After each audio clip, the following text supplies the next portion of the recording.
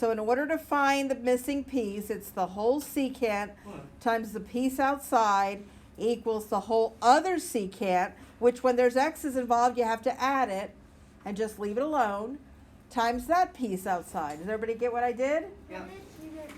I was just clean up on all 7. So you got 270 equals 100 plus 10x. 170 equals 10x. X equals 17. They want us to find QR, but first we have to find the x. It's this whole thing, which is 16, because 7 plus 9 is 16, times the piece outside, which is 7, equals this whole thing, which is x plus 11, times the piece outside, which is 8.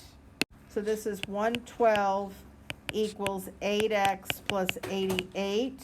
When we subtract 88 from 112, we get 24 equals 8x.